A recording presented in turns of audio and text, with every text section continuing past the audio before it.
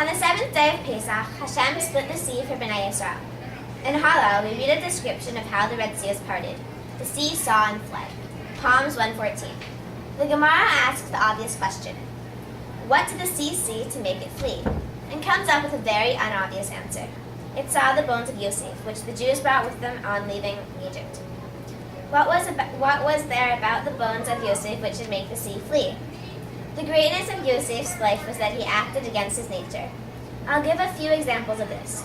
First, he resisted the temptation provided by Potiphar's wife, which entails going against one's nature's impulse. Then, when his brothers visited him in Mitzrayim, he forgave them for their past action against him, and even gave them land for settling in Goshen. How many of us would have behaved this way to anyone who tried to kill us?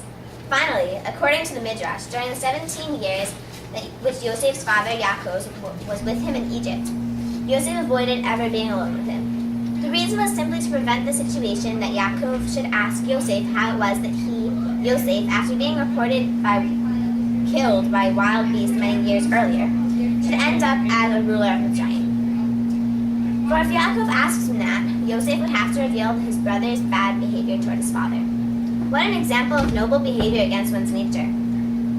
Many years ago, Rav Yosef Ber Soloveitchik, the student of Rav Chaim Volozhin, was the Rav of Tzlach. One day, he gave a judgment against a shochet, a slaughterer, in a case involving kashrut. The next day, the shochet entered the study house where Rav Yosef Ber was learning with his students, brandishing his knife, clearly in a distraught state, and accused Rav Yosef Ber of giving a dishonest judgment. Of course, this accusation was groundless. Eventually, after pouring out his distress, he left. Rav Yosef Be'er ran after him, shouting, "I forgive you! I forgive you!" A few days later, he heard that the shochet had been killed by a bull which he had bought. Rav Yosef Be'er blamed himself bitterly for the shochet's fate. "What do you mean?" his son asked. "I was present. I saw you run after him, and you forgave him." "Yes," he replied. "I told him I forgave him, but I did not really mean it."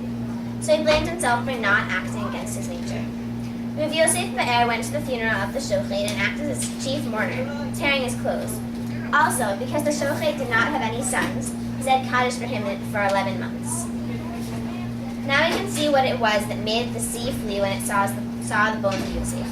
It thought, here is someone who could successfully act against his own nature, therefore I can do the same. And the sea, acting against its nature,